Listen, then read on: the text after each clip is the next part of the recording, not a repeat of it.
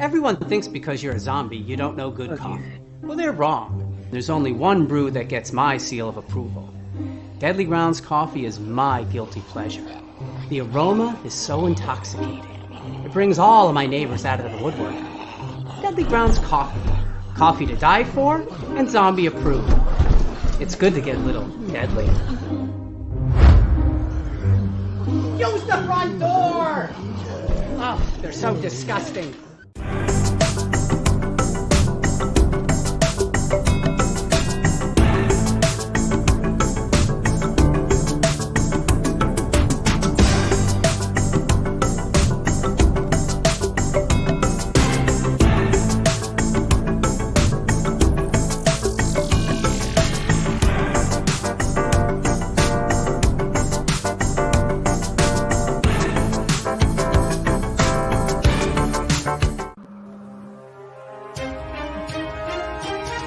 The Dorkening and all affiliated shows are not intended for anyone under the age of 18. The following may contain discussions or scenes that have adult situations, graphic violence, nudity, strong sexual content, and graphic language. This show is intended for mature audiences only. Viewer discretion is advised. Ladies and gentlemen, the motion picture you're about to see contains scenes so terrifying, the public must be given grave warning.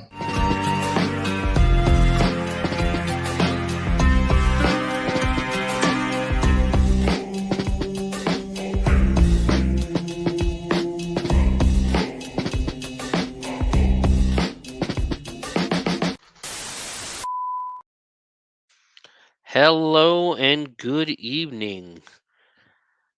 Welcome to the Bloody Binge Movie Podcast. I am your host, Sewer Dweller. And I know it's been a while since I've been here. I've been to talk around to talk to you guys. It's been about 2 weeks. We were supposed to do something really special last week for Friday the 13th. I had it all planned out. We were going to watch Never Hike Alone, a Friday the 13th fan film that was made about in 2019 and was actually very popular. I still plan to do that, but I believe we have another Friday the 13th coming up in December. So we might save that till then. I also was going to talk about the history and the lore behind Friday the 13th. But unfortunately, last week, we were supposed to do a midnight podcast just like this one. Um, but we got a call late, or we got an email late Thursday evening about 7 or 8 o'clock that one of our local news stations was coming to the haunt on Friday morning at 4:30 in the morning, because they were going to go live at 5 inside the haunt. So I had to get up. There was no way I was going to be able to do the podcast, get up, go do that, go do the haunt stuff. Um, and then after the haunt, after the news, we had to go out to a golf course. We were sponsoring a hole on a United Way golf tournament. So that would have basically from 8 to 5 we were doing that. So basically from 4:30 in the morning until 5, about 4. I say it was about 3:30, 4 o'clock. I think we finally got done with the golf tournament. We were running around nonstop. There was no humanly possible way I was going to be able to do the podcast and then turn around and do all that in one day. So unfortunately, I was not able to do the podcast last week. I do apologize again profusely. I was really upset. I really wanted to do the podcast last week. I was excited to do the podcast last week. Um, Mainly because I haven't seen Never Hike Alone yet. And I was really excited to talk about the history and the lore behind Friday the 13th. Um, but I want to do that on a Friday the 13th, which again, I believe we have one coming up in December. Don't quote me on that. I'm not 100% sure on that, but I believe we do have one coming up. So keep tuned in for that. We will do the history of Friday the 13th. If I have to do a special Shivers episode, we will do the history of Friday the 13th and the lore behind it because it is very interesting. But I digress. This week, I chose a movie tonight, actually. I didn't choose it last week like I normally do. I usually choose my movies a week ahead of time. This week, I chose it literally about 6 hours ago. This week, we watched a movie I have never seen before. Um, and it comes from 1991. So you're right there on that cusp between 80s horror and 90s horror. And this is a very 80s style horror movie. Um, we watched Hauntedween. I had never even heard of this movie before, and we'll get into it. I'll give my review at the very end, but it is a very 80s centric horror movie set in 1991. Um, but of course, per the usual on the Bloody Binge Movie Podcast, we are going to talk about the weekly roundup of haunt news and horror movie news. More haunt news this week than horror movie news because there's just not a lot of stuff in the haunt or the horror movie world right now that's really interesting me. Um, when we get to the horror movies, I did go see Beetlejuice. I'll give a spoiler free review of Beetlejuice, what I thought of it. Um, we have already bought our tickets for Terrifier 3. So I am looking forward to that. I've already got my tickets for that. But guys, let's go ahead and jump into the haunt industry news for this week. We're going to start in Philadelphia, Pennsylvania, as Halloween Nights at Eastern State Penitentiary returns select nights from September 20th through November 9th with a new immersive experience, new local concessions, additional photo ops, and upgrades to attraction sets and visitor flow. Halloween Nights is a Halloween festival that occupies all 10 acres of Eastern State Penitentiary's abandoned cell blocks and yards with 5 haunted houses, historic tours, themed bars, live entertainment, and more. New for 2024 is Beyond the Veil, an immersive theater style experience that combines narrative and puzzle engaging visitors in a non linear quest that spans all 10 acres of the penitentiary complex. Key characters engage with guests, putting them on paths to make decisions and unravel additional storylines and challenges as they go. Uncover an overarching storyline that unites the attractions and delves into the backstories of a cast of all new signature characters. Beyond the Veil is included in Halloween night tickets. Halloween nights tickets.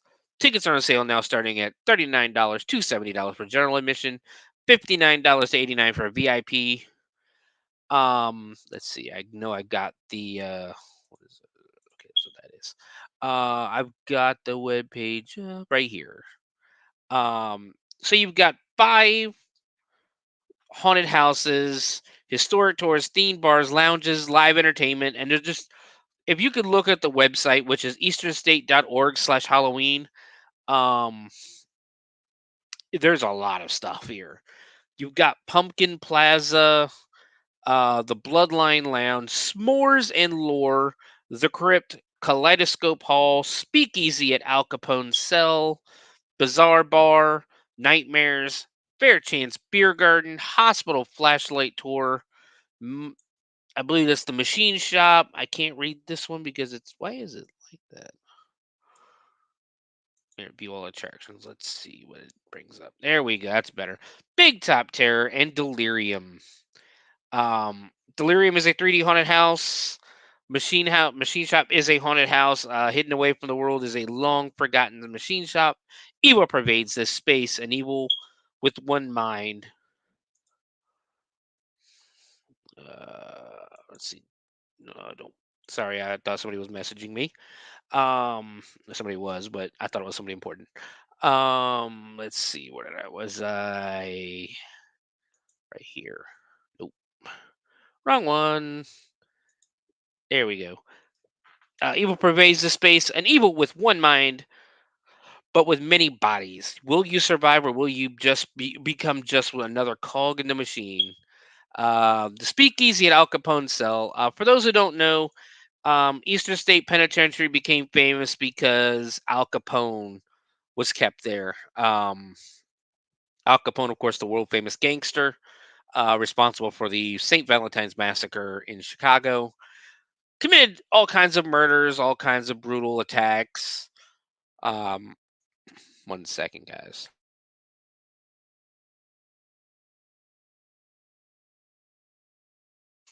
Oh, sorry about that. All kind of attacks, all this stuff he did, and he was arrested, of course, for not paying his taxes. Um, but he was kept in Eastern State Penitentiary in a very posh like cell. We will do an episode. I'm going to do an episode of Shivers on Eastern State Penitentiary because it is very haunted. And the story behind the prison in general is very interesting. It comes from the Quakers and their Puritan beliefs of that a prison needs to be made to basically for the criminals and the people who are incarcerated in said prison to speak to God. It's them, and like every cell has a hole in the ceiling that so basically you can talk to God without the barrier, of course, of the cell or the roof. Um, it was not a pleasant place. I'll put it that way. But the speakeasy at Al Capone's cell is a VIP admission only. Prohibition themed cocktail lounge. Unbundle your nerves at this cozy little hideaway. Grab a drink and get serenaded by our undead lounge singers. One complimentary drink included. I'm sold. Give me a free drink. I'm good. The Bloodline Lounge. Needless to say, it's a vampire themed cocktail lounge. The Crypt is a haunted house. Wade through the mist and into the lair of an ancient vampire clan. The creatures that live within require a sacrifice. Watch your step, or the Countess and her bloodthirsty minions might mark you as their next offering. Pumpkin Plaza, featuring the Boogie Monsters, is a Halloween themed bar and dance performance. That just sounds awesome, though. The party starts here. Enjoy electric live dance performances by the Boogie Monsters and show off some moves of your own.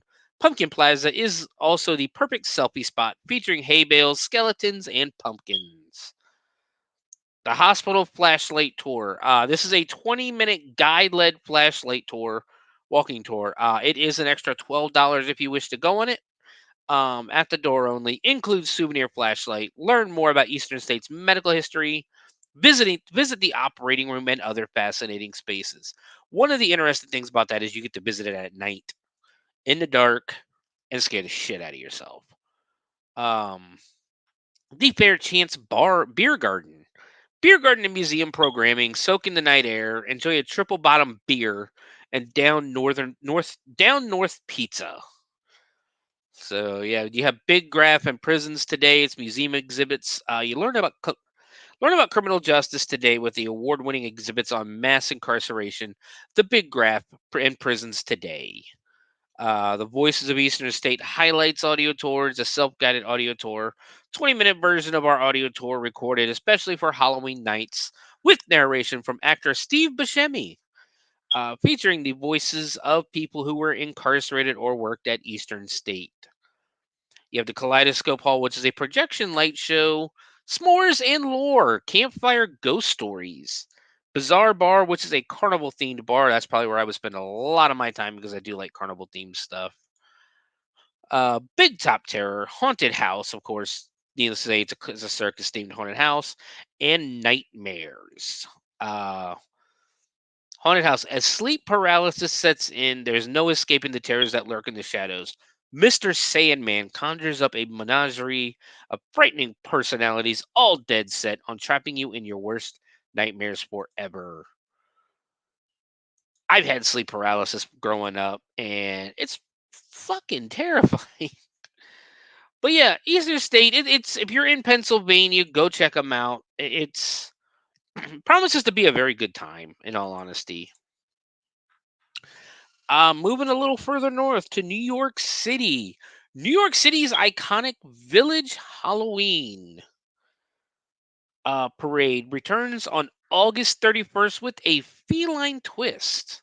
The 51st annual event will embrace the theme Meow and all things cat-like. This year's Grand Marshal is Tony Award winner Andre DeShields, best known for his roles in Hadestown and Cats.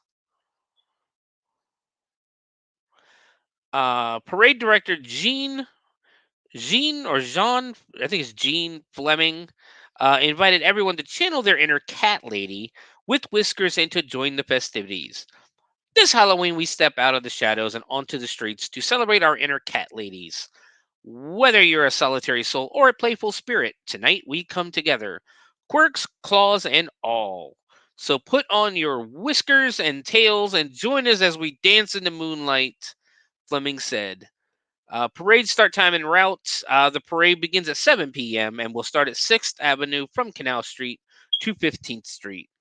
The parade is free for everyone, whether watching from the sidelines or walking in it. No ticket is required. However, ticket holders can enjoy VIP access, with options ranging from viewing the parade to walking in it or supporting it through donations.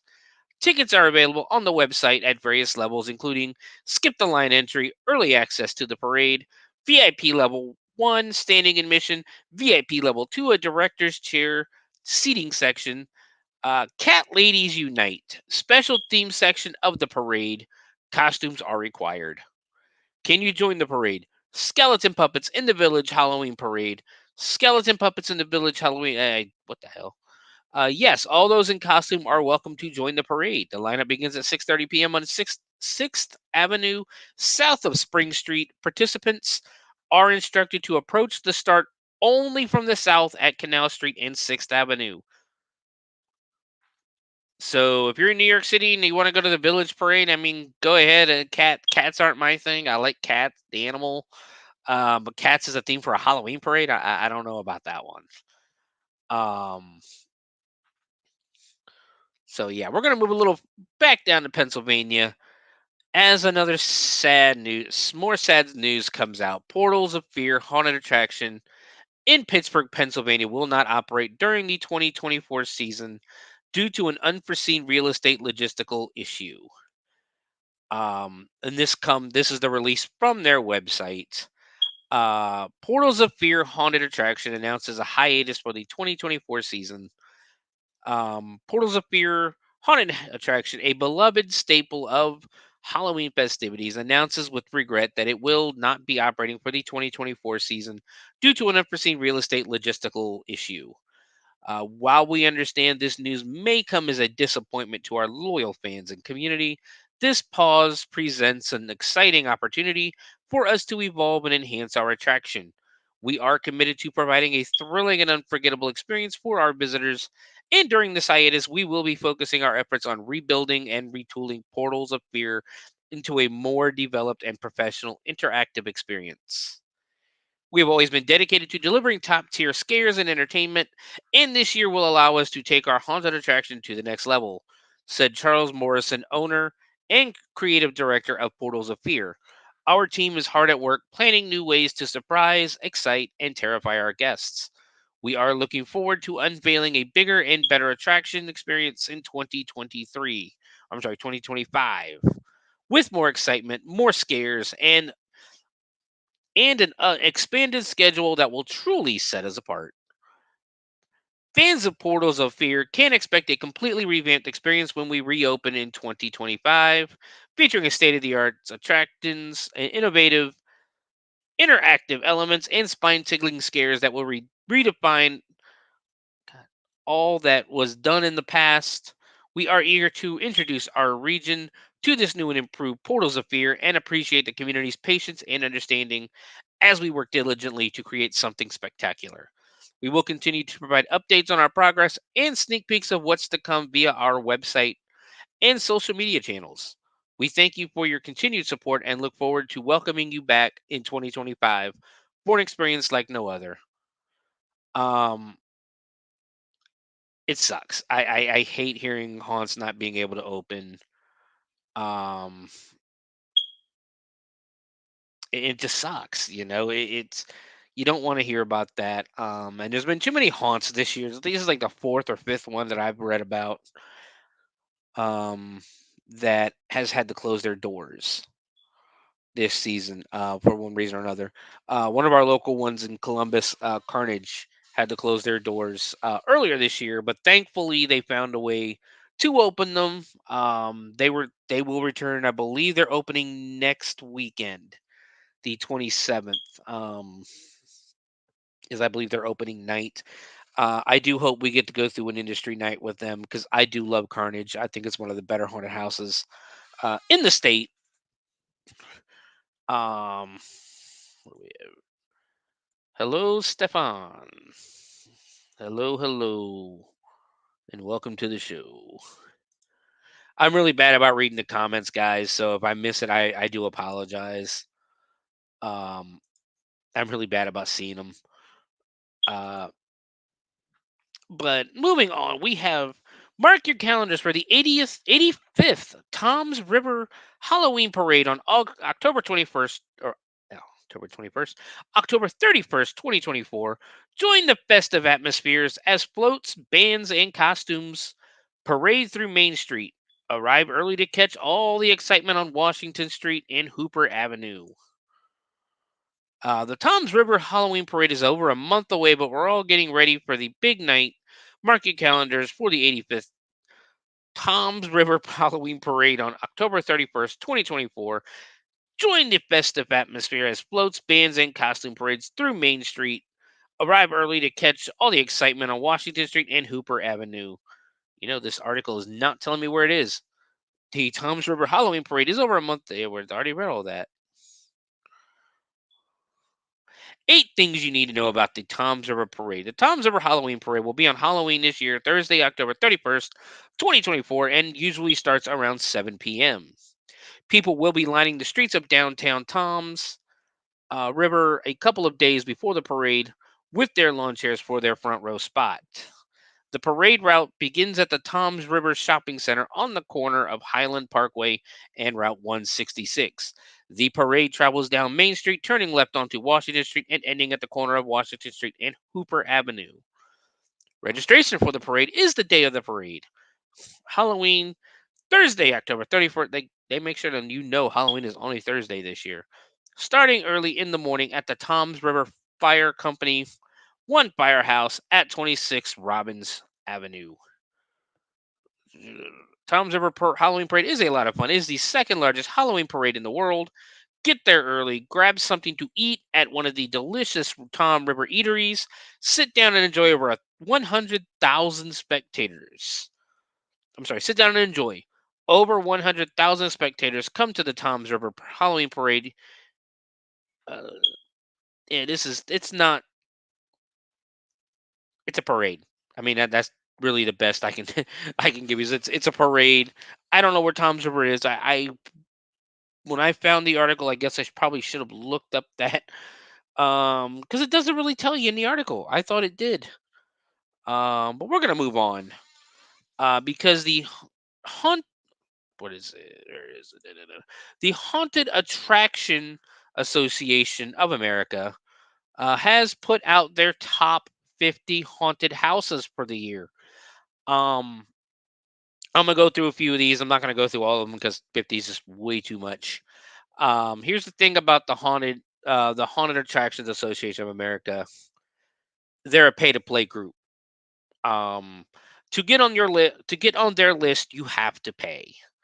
You have to join. You have to pay your dues, and you got to join the association. They're almost like a union, kind of, sort of, but um, so let's go ahead and go because you have to click to apply on the website. If you are a haunted attraction and you want to apply, go to hauntedattractionassociation.com and you can apply to get on the list. But there's really no order to this. There's no numbers.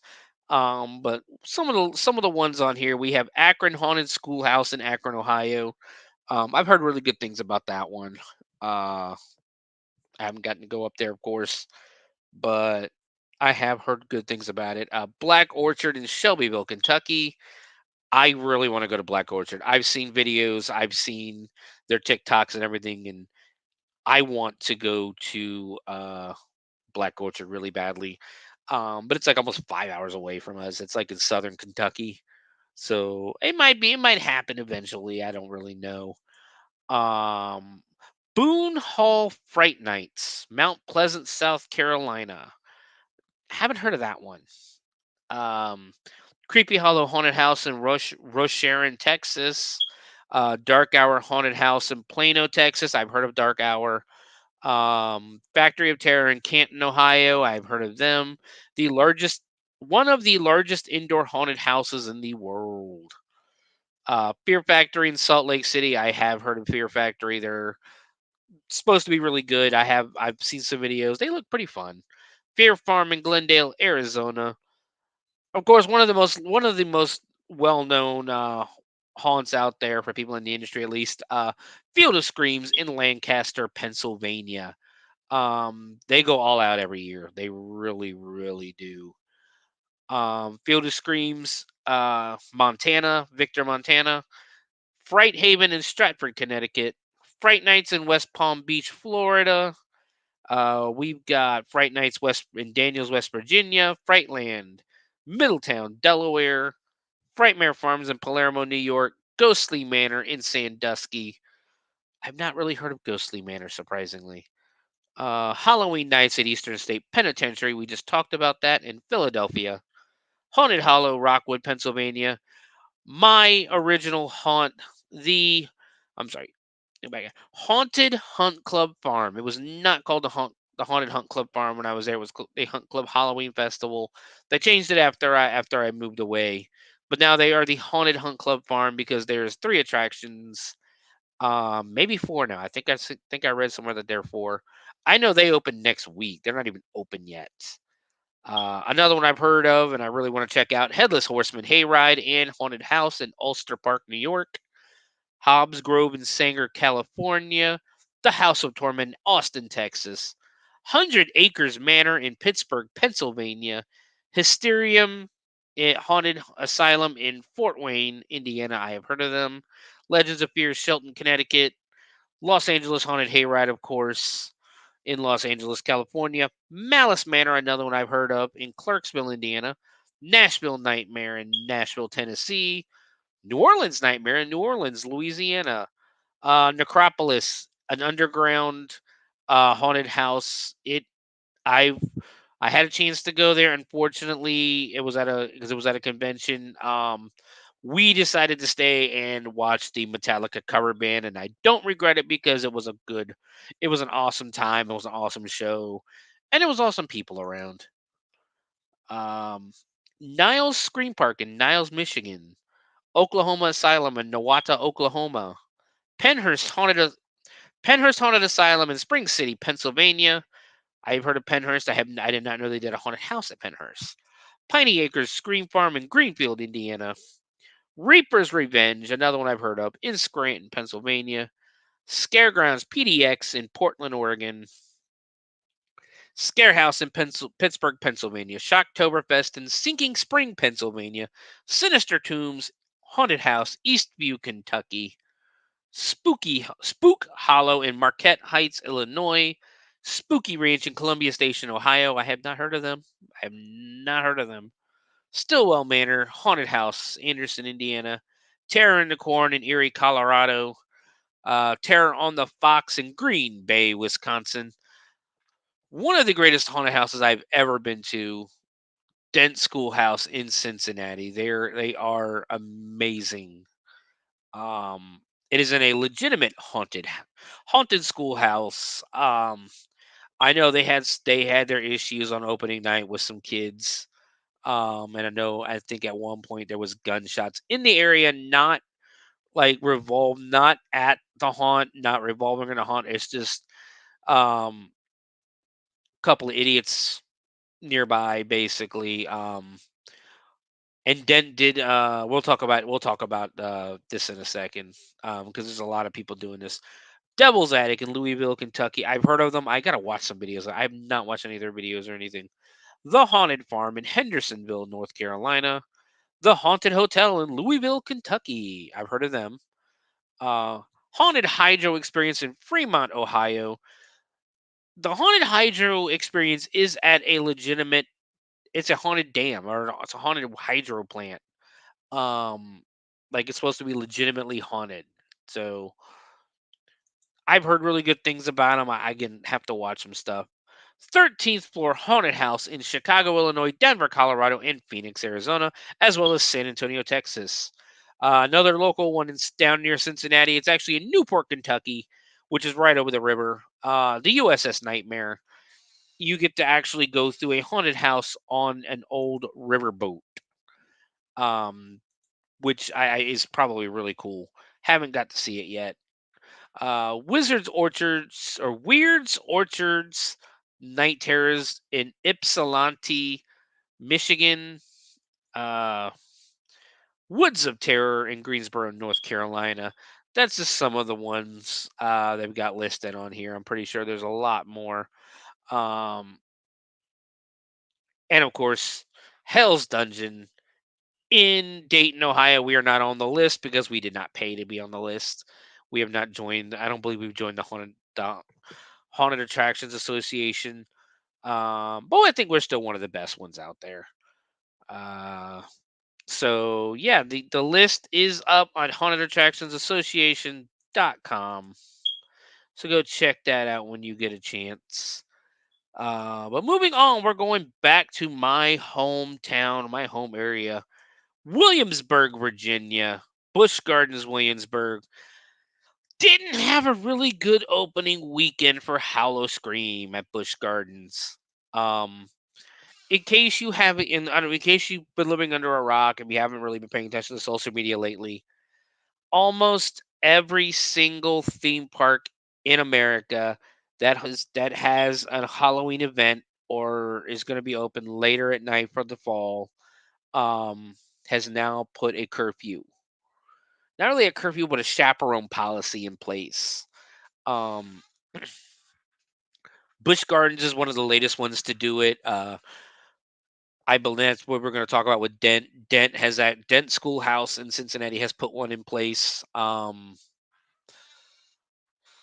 Do basically where kids under the age of 16, so if you're 15 and below, you're not going to be allowed to be at any of these places without a chaperone. The chaperone does have to be 21 or older. Um, and I'll tell you right now, I've literally watched this happen in malls. They will kick you out.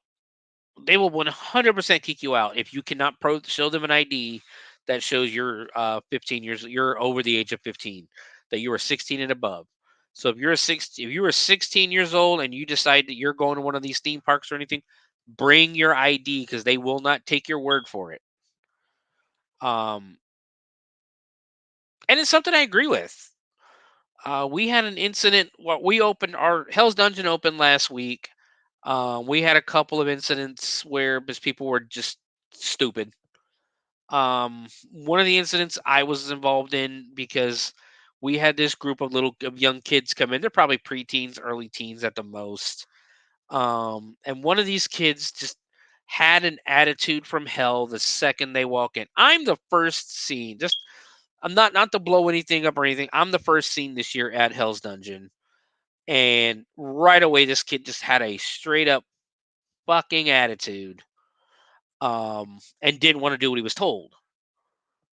To the point where I actually had to stop him from going backstage in one of our areas. So I started doing my thing, and one of his female friends, goes to pull him closer. He pushes her away and takes a swing at her, like swing, literally takes a swing at his friends. So I grabbed him and I pushed him out of the out of the front door and told security, "Hey, this kid's taking swings at his friends. I don't think he needs to go through because if he's swinging on his friends, what's to stop him from swinging on one of the actors?" Um, Unfortunately, they let him go through, and he didn't make it two more scenes before he tried to touch an actor, and they finally got him, and they pulled him out. Young or old, don't touch the actors. Don't be an asshole. You know, enjoy the show. Come through, enjoy the show. Don't be an asshole. It's not that hard not to be an asshole. But that's the incident I had this weekend for opening. Other than that, opening night went really well. I believe we had one of the biggest opening nights we've ever had in the history of Hell's Dungeon. So bravo for that. Scare Factor came through.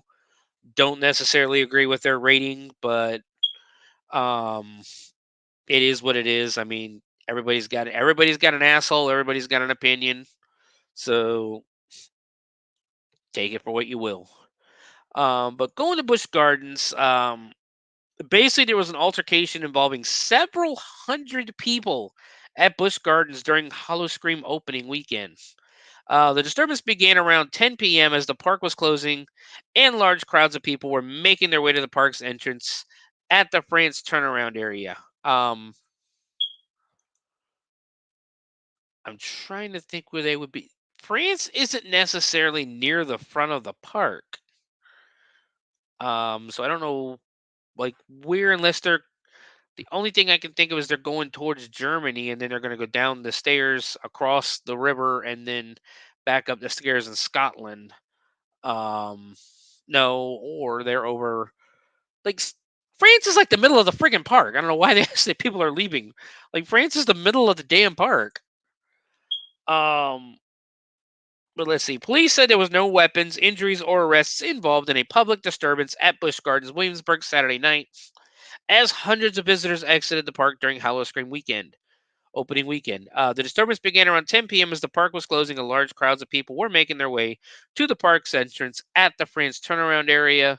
According to Taylor Brooks with the James City County Police Department, a verbal argument broke out between two large groups, mostly young adults or people under the age of 18, who were waiting to be picked up, Brooks said.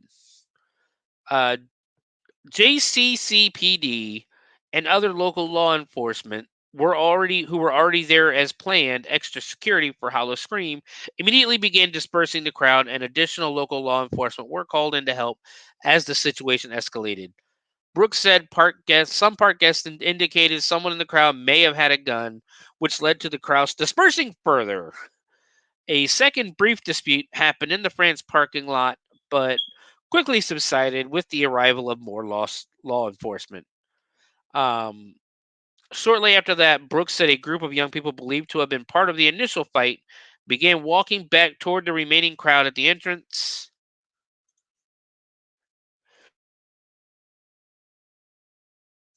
Oh, sorry about that. Had to sneeze. Um, let's see. Began walking back toward the remaining crowd at the park entrance. In that group, police noticed a juvenile grabbing at his waistband in a way that suggested he might be armed. Officers intervened, and after briefly complying with police commands to show his hands, the juvenile again made a motion toward his waistband, at which point the officers detained him. No weapon was found, and the boy was released to his parents, Brooks said. JCCPD said the crowd was fully dispersed by midnight, thanks to the significant multi jurisdictional response from local law enforcement. So yeah,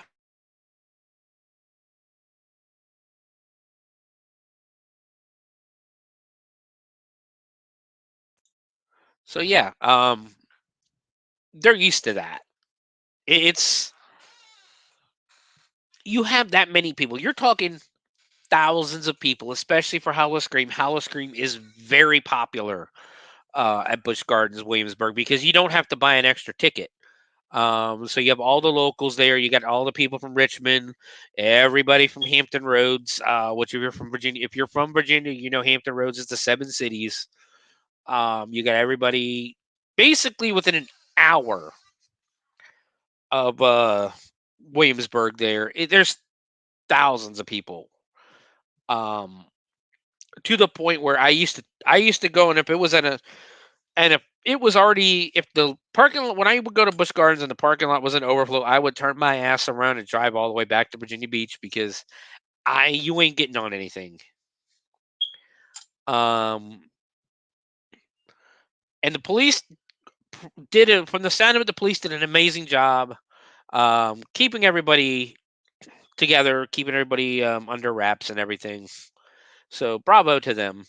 Also, I think there was a second incident. Let me. Yeah, firstly, during Halloween Screams Open Weekend, altercation began at 10 p.m. Blah, blah, blah, blah. I have another story. I have another story here that blah, blah, blah, blah, blah, blah. Let's see.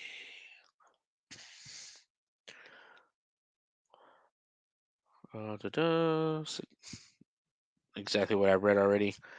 Um, the second altercation occurred this past Saturday, September 14th, at approximately the same time as the previous week's incident.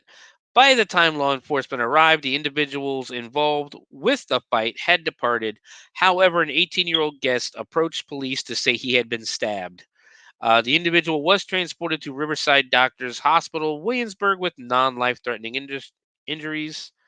Um, Incidents like these in the past few years have prompted many theme parks to adopt chaperone policies for their Halloween events.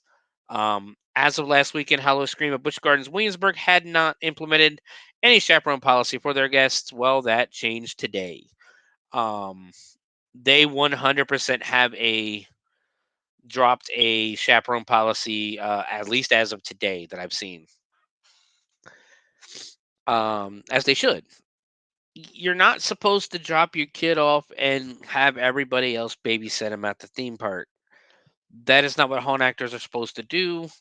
We're there to entertain. It's as much as I love haunt acting, I gotta say it's not necessarily a very safe job. Um, I tell people when I'm training them or anything like that, I tell people flat out, it's not if you get hit, it's when. Whether it be somebody just being scared and swinging or putting their balling up their fists ready to fight, because some people that's their coping mechanism is ready to fight, um and then they calm down after a couple of seconds, as long as you don't escalate it. um but then there's people out there who just want to be assholes. I've only had ever had to get one person kicked out in my 30 years of haunting. This will be my 30th year haunting. I've only ever had to get one person kicked out of an event for hitting me, and that was because this girl, when I popped up, I didn't even get a chance to scream or anything, and she just when I was at the haunted hayride in Virginia Beach, I pulled myself up, and she just flat out punched me square in the eye. Um, I lost my cool and I started yelling at her. I didn't get physical or anything, but I got pissed off and yelling at her. Um, They took her up front. They pulled her off. They put her in handcuffs because at the haunted hayride, we had police. Like, we didn't have security. We had sheriff's deputies and off-duty police officers, as our security. So she was arrested. Um, and then when they came back to press charges, basically, I just asked if she was crying, and they said she was bawling up there. And I was like, all right, no, I'm good then. She learned her lesson. Um, Because in all honesty, at the end of the day, guys, it's really not that hard to keep our hands to ourselves. It really isn't. But yeah, we had a really good opening weekend. Opening night at Hell's Dungeon. We open back up tomorrow night, 8 p.m. till midnight. Tomorrow night and Saturday night, we have a lot going on. Yesterday we filmed a commercial for Harley Davidson of Xenia. That's supposed to drop tomorrow, I believe. Um, Next weekend, we're gonna be busy as hell. Or the weekend after, I'm sorry, the weekend after that, the first weekend of October, we're gonna be busy as hell. As October 4th, they want us to come to there's a restaurant that they want us to come to in Wilmington, from 4 to 10, but we've already explained to them that's not humanly possible because we open that night and we can't afford to just leave actors at a restaurant. So we're gonna go down there and hang out from 4 till 7. The next day, we're going to Harley Davidson Xenia for their trunk or treat and for their Freak Fest. Um, they're coming out. They're hosting a Harley ride all the way from Harley Davidson Xenia all the way out to Hell's Dungeon. Um, and they're all going to come through. They're all going to come through Hell's Dungeon. And then the very next day, we're not going to get any sleep this weekend because the very next day we are hosting, we are going to Huber Heights, Ohio for the Huber Haunts Zombie Walk. We are going to lead the Zombie Walk. It is a huge trunk or treat style event for kids, and it's a festival and everything like that. So we'll have we had a large presence out there last year. We'll probably have a large presence again this year. Um, One of our very own, Mambo Marie, won the best costume last year. So let's see if we can do that again with Hell's Dungeon. Um, so that's going to be a busy week, and we got a bunch of special event nights coming up. We got Toker's Night, where anybody works at a local dispensary will get to come in. We'll get a pretty good discount. Um, Pride Night's coming up at some point. I think we're doing Cinema Night in December this year, and we just have a bunch of stuff coming up. A lot of big things are happening with Hell's Dungeon. We were just on the news this past week. We got like I said, we got the Harley Davidson commercial dropping tomorrow. We got we got all kinds of scares for you. So if you are in the Dayton, Ohio area, come check us out. But let's go ahead and move on. There's a couple of I think there's a couple of news stories um that we can talk about for horror movies. Like I said, this is a lot of stuff. It's just not interesting me. Um a lot of mainstream horror movie doesn't really interest me anymore anyways, in all honesty. I like the independent stuff. But here we go. Here's what we can talk about. Beetlejuice. This is going to be, I'm going to give you my review of it. It's going to be spoiler free. So don't worry about me ruining it for you or anything like that. I don't do that kind of stuff. That's why one of my rules for the podcast is any movie we do has to be at least 2 years old. Um, this way people have had a chance to watch it, and then I can talk about it. But Beetlejuice was I know it's getting mixed reactions. But here's the thing: if you go to see it, go in with an open mind. Don't go in thinking you're going to get nostalgia. You're not going to get nostalgia. Um, it is a much different movie. Um, there's a lot of Easter eggs to the first one. Um, they do explain a lot of stuff in it. So if you notice certain missing characters, they will be explained. Um, just like I said, go in. I enjoyed it. I thought it was fun to watch. It made me laugh a few times. Again, I didn't get Beetlejuice. I didn't get Beetlejuice. The vibe from the first one, it has its own vibe. I enjoyed it though. That's the thing. I'll watch it again. It ain't like the Rob Zombie's Monsters movie. I can't watch that again. I just can't. I tried the first time and I barely got through it the first time. Um, so yeah, I'll give it probably give it 3.75 stars. Honestly, I give it 3.75 stars. It was good. It was fun to watch. But like I said, hold on.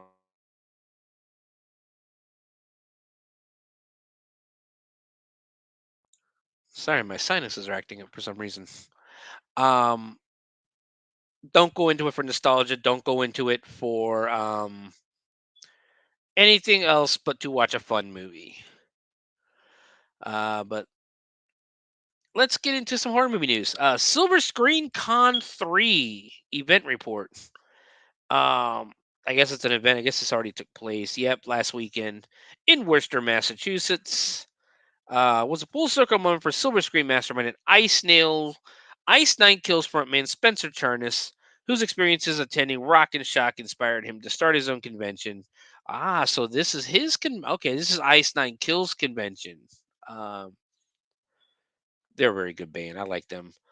Uh, The guest list. This is what I'm interested in. The guest list itself included Scream's David Arquette and Jamie Kennedy and Lee Waddell, Cabin Fever's Eli Roth, Serena Vincent, Jordan Ladd, Terrifiers Damian Leone, David Howard Thornton, Lauren Lavera, Elliot Fullman, and Emily McLean, Halloween's Nick Castle, PJ Souls, John Michael Graham, Danielle Harris, Scout Taylor Compton, James Jude Courtney, Friday the 13th, Sean S. Cunningham, Ari Lehman, Warrington Gillette, and Derek Mears, Idle Hands' Devin Sawa and Eldon Henson, Saw's Shawnee Smith, Devil Rejects, Bill Mosley. That's good to see him out and about again.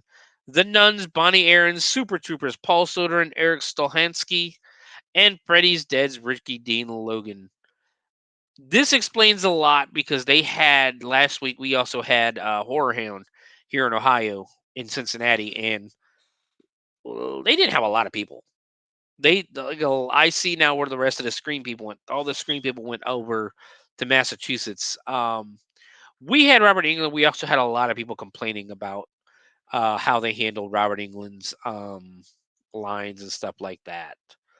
So, yep, that's a thing. I'm trying to see if there's any stories popping up over here that.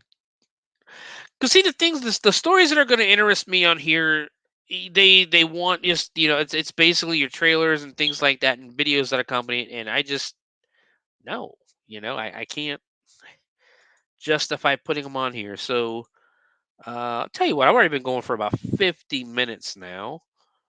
Let's go ahead and take our break real quick, and then when we come back, we will dive into Hauntedween. Stick around, guys. We'll see you in a minute.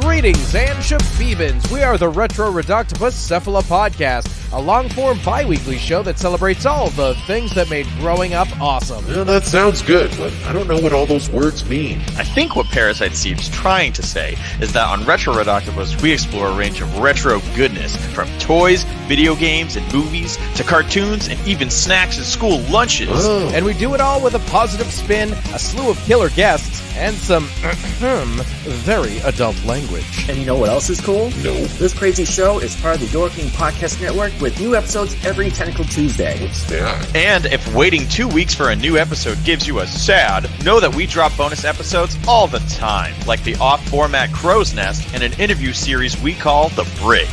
You can listen to Retro Reductopus on Apple Podcasts, Spotify, Stitcher, or any app that's cool enough to carry the only show that celebrates all the things that make growing up awesome.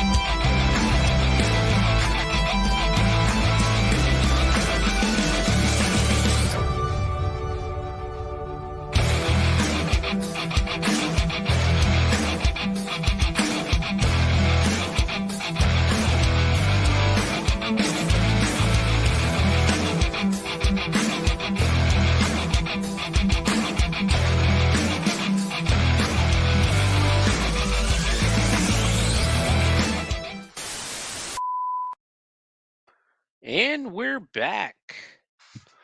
Welcome once again to the Bloody Binge Movie Podcast. I am Sewer Dweller, your host. And tonight we are continuing our deep dive into kind of, I want to call it a Halloween style, the Halloween season, the spooky movie season, of course. I'm trying to theme my the next couple of months, at least this month and October, towards Halloween style movies, Halloween movies, and that, or at least Halloween themed movies. Um, so far this month, we've watched the Funhouse Massacre, and of course, today we watched Hauntedween. Again, I just chose this about 6 o'clock this evening. I chose this movie to watch, and I'm kind of glad I did, because it was. We'll get to the reviews here in a little bit, but Hauntedween came out in 1991. Um,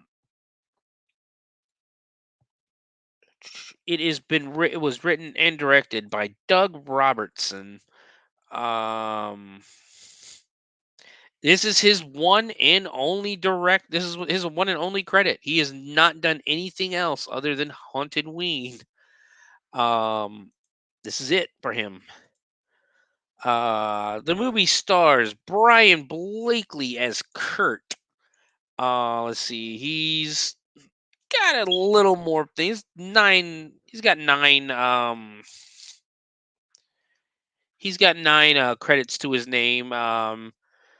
Nothing too big. X Files. He played a reporter. Roswell. He played a reporter. He plays a reporter a lot from the looks of it. 6 episodes of The Practice as a reporter. Head Cases as a reporter. Looks like he got typecast. Blake Pickett as Mel. She is the um love interest in the movie. Wow, she was. These are college because she would have been 32 when this movie came out, or 28. Let me do my math. Yeah, 28. She'd have been 28 when this movie came out. So yeah, um, a lot of stunts, surprisingly. Um, oh yeah, and looking at her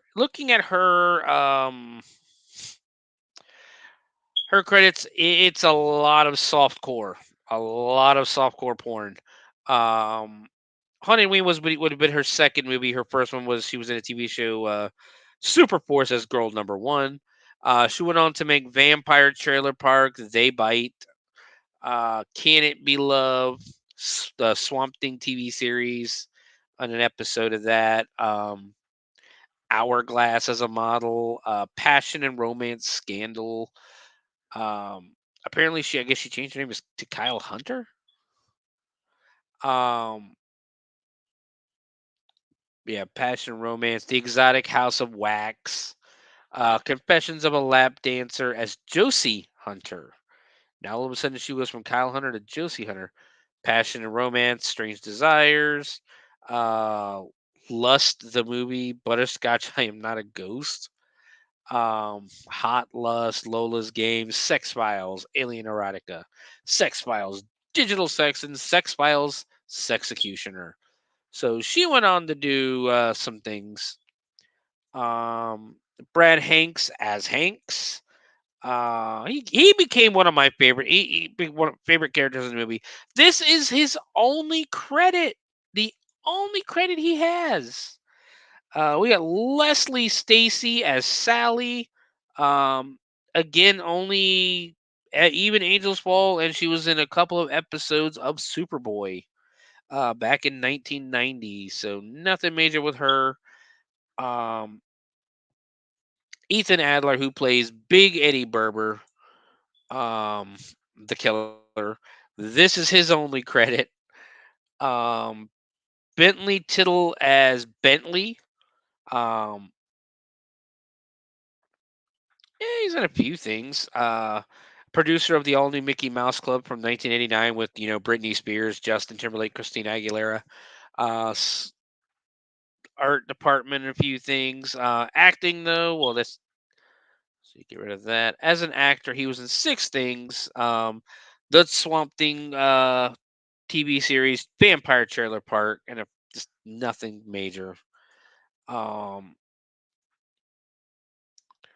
I'm trying. There's really nobody that stands out of this cast. So this is basically a low budget movie from 1991 where nobody really went on to do anything.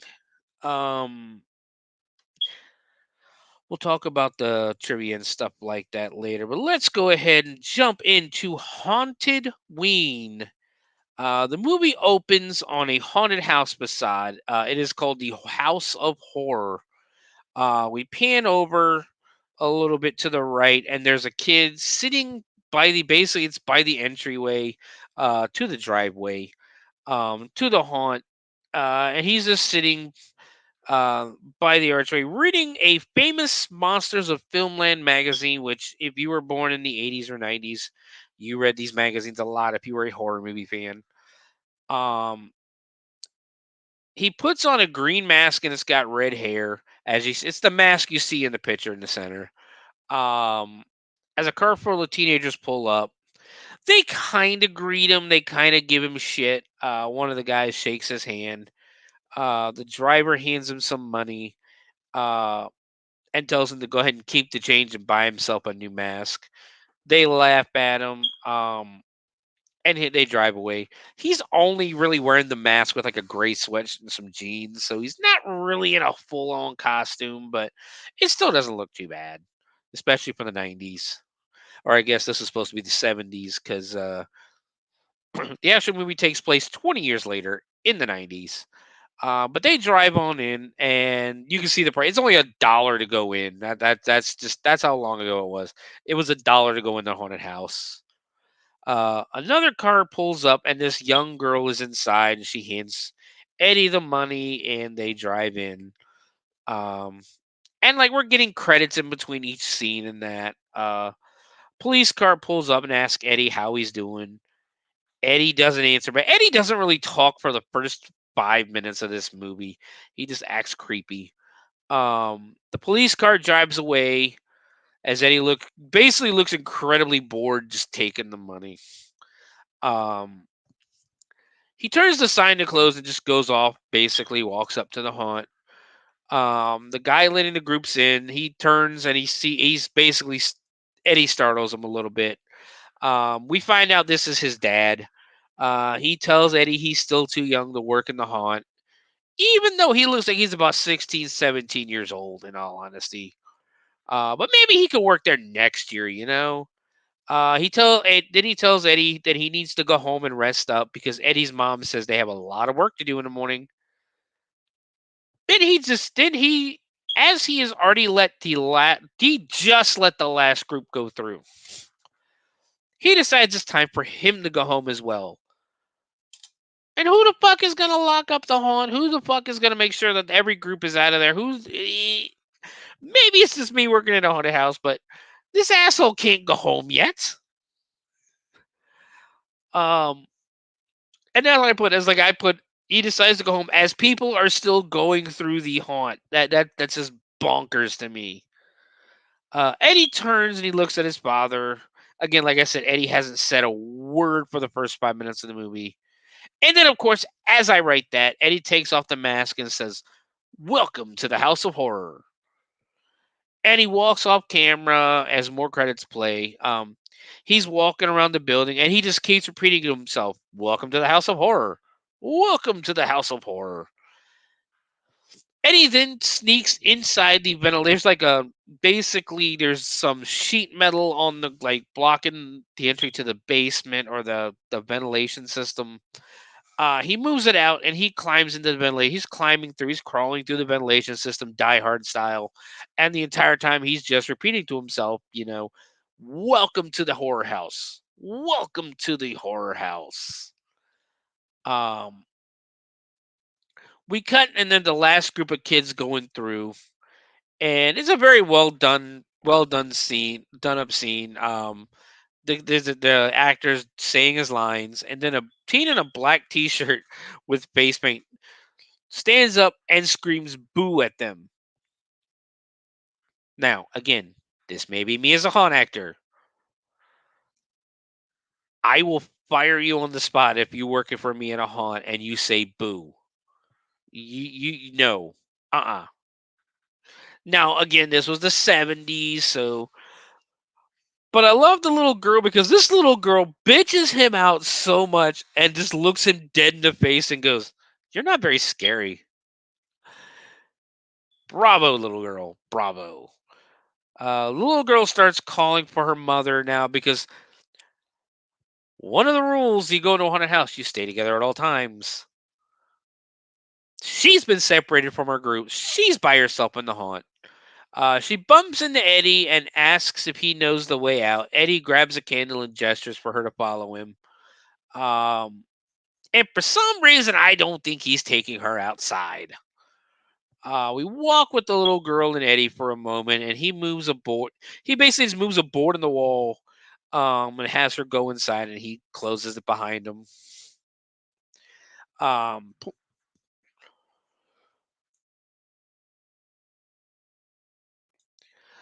whew, sorry about that. Um,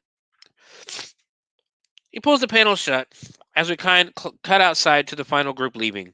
Uh, this is where Mother of the fucking Year finally notices that her child, Katie, is missing.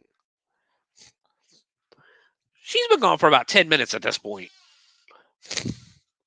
Eddie growls and starts chasing Katie around the room like he's trying to scare her.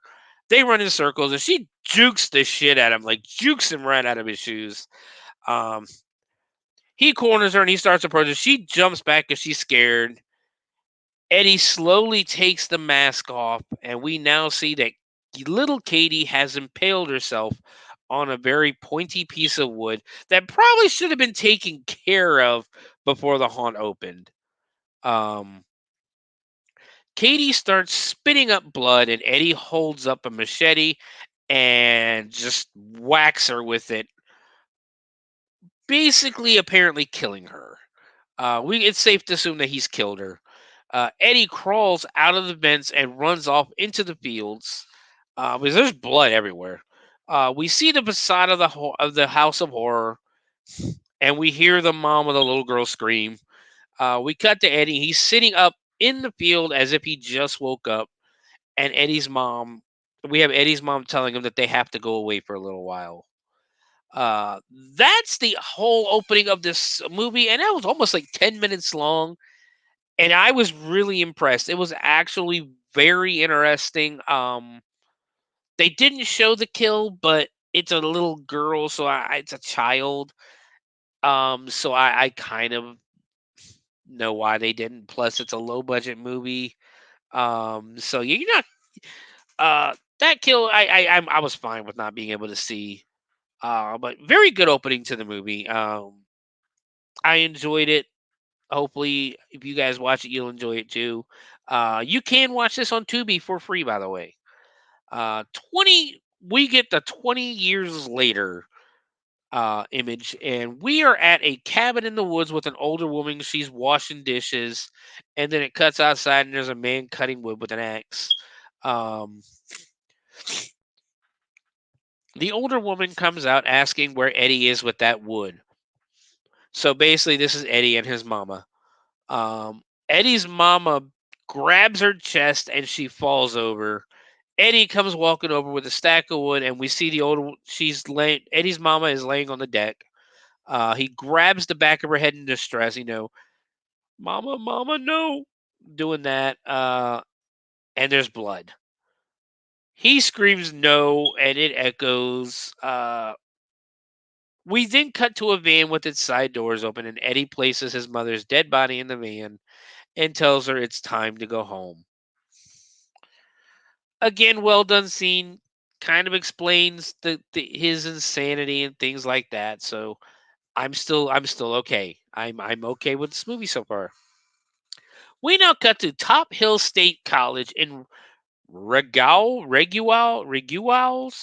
Kentucky. We are outside a dorm as a party is going. It is a wild party, guys. Trust me. We cut inside, and it's the cheesiest collegiate college party you know, man.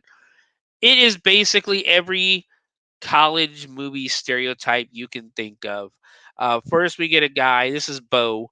First, we get a guy in matching hat and a shirt, chugging beer from one of the funnels, and of course his buddies are cheering him on. He burps and they all laugh. We cut over, and then there's this guy, just random dude, just dumps beer down his girl's shirt. The girl laughs and giggles about it and says it's cold, and the guy's like, "What? It's cold? We never get cold beer." And this causes his buddy to pour beer down his girl's shirt as well. We cut over to another guy who I when I first saw this, I'm not gonna lie, and even near the end of the movie, I thought 100% that this was Paul Rubens, Pee Wee Herman. It's not. Let me say that now. It's not. But I swore to God that was Paul Rubens. He talks just like him, looks just like him, but it apparently is not Paul Rubens. He's talking about lying about being a food inspector, and they gave him all of this free food. We cut across more to a guy in an RC Cola work shirt making out with a girl. Uh, she wants to go find somewhere else to hang out. He basically just spins her around and goes, "Hey, look, I found the perfect spot." And she's like, "Oh, okay." Then they just start making out again. Um, I did write down. Let me say that everyone at this party looks way too old to be frat bros, and they do. Most of them do. Couple of these guys are balding. That's all I got to say. Couple of these guys are balding. We now get to the douchiest looking one, who of course is the president of the fraternity. He starts making his speech saying that the Sigma Phi's have always been in front of the rest, and it's been an honor to be your leader. The crowd cheers. He shows the crowd a letter and tells them it's from the national headquarters, and he had to save it from Bo's shoe. Bo says he had a hole in his shoe, and that letter looked pretty thick, so I used it to patch it up. And the president asks if he read the letter first, and another guy says, "Yeah, all right, he can't read." So of course everybody starts laughing. The letter pretty much says that even though they would like to keep them on as members, they pretty much haven't paid their dues. In the past 6 months, they have received a total of $17.13, and the fraternity is currently $3,700 past due on their dues. None of the kids are taking this seriously at all. They're all joking about it and laughing. The letter says that if they don't pay up in 30 days, the fraternity will revoke their sponsorship as a national fraternity. The kids are upset because this will be their last party. The president, who we now learn his name is Kurt, does his best preacher impression, telling them that he needs their help to find the way and to dig deep into their pockets and give them $100 each to pay the dues. And of course, everybody starts throwing garbage at him because fuck this guy. We're not giving you shit. He walks off stage as music starts playing again, and there's this hot blonde in like a red jacket. This is Mel. This is Melanie. He tells her he's glad she finally decided to show up, and she tells him that she sees his frat is in trouble again. She kisses him, and he asks what that was for, and she said she missed him. He tells her they just saw each other this afternoon, and she says that's not what I meant. Then she says, "Let's take a walk." And my first reaction is, shit, we know what that means. Poor guy. They show some more images of the party. Basically, it's just them painting over. They go as Kurt and Mel are leaving. Kurt tells one of the other frat brothers to grab two other frat brothers. One's name is Jack, and I swear to God that he said "listen" was one of the other guys' names. I rewound this thing 3 or 4 times, and he said "listen" every time, and even the captions said "listen" was this person's name. That can't be right. And to tell them there's a meeting in his room in 10. He looks at his girl. Let's say 20 minutes. And the guy just looks at these other two girls and goes, "Shit only takes me 30 seconds." It's funny. Get it? It's funny. We get more shots of Bo taking, or Bo takes another chug off the beer funnel, and apparently that was his 18th one. One more, and he's going home with her, and he's pointing at what is supposed to be a fat chick, but in reality, she's really not fat. Like she's big up top, in the chest, but she's really not fat. Um, then we see the whole, like, the blurry image, and it comes back on, and it's a whole different woman, who's much smaller than the other woman. And Bo passes out. Uh, excuse me. Red, I say red shirt, but Melanie sits down on the porch bench, and apparently they're already done walking. They walked enough to go outside. She claims that he's been ignoring her a lot lately, and he tells her that being president, he's responsible for these guys. As the guy behind him passes out drunk. She gets pissed and stands up, and she asks if he remembers when he had to leave her family's summer vacation. And Kurt tells her, "Well, yeah, my dad needed help on the farm." She says she can understand that, but it's always something. She admits that she's jealous of his friends, and he says, "Well, that's normal, as my friends are much cooler than your friends." This guy's a dick. He tells her he likes what he's doing there, and these guys mean a lot to him. She tells him she loves him, and even though he ignores her most of the time, uh, he tells her tomorrow they'll go. He'll take her somewhere where it's just him and her, no fraternity. And roll credit. Nope. Do we really think that's where it ended? Then make it up. Everything? No. Um, it got me because I really, really, really, really, really thought she was breaking up with him, and she didn't. Um, cut to Kurt's room, and uh, it's Kurt and the three guys. The three guys in the room are uh, Hanks, Jack, and lo and behold, this dude's name is Listen. His name is Listen. But we cut the curtains, and he tells the group that they have to come up with a way to make that money. He looks at Hanks. He's the guy that made the 30-second joke, and he tells Kurt that he goes, "I don't know what you want me to do. I read him a letter." Well, what did the letter say? "To whom it may concern, we're having a few problems. Signed, Hanks, Treasurer." So listen again. It was at this point that I went to IMDb, and son of a bitch, if this guy's name isn't in the movie isn't Listen. Yes, this guy's name is Listen. Asks Hanks how the hell he got to be treasurer, and Hanks basically reminds him, "Well, you nominated me." And Listen goes, "Why the fuck would I do that?"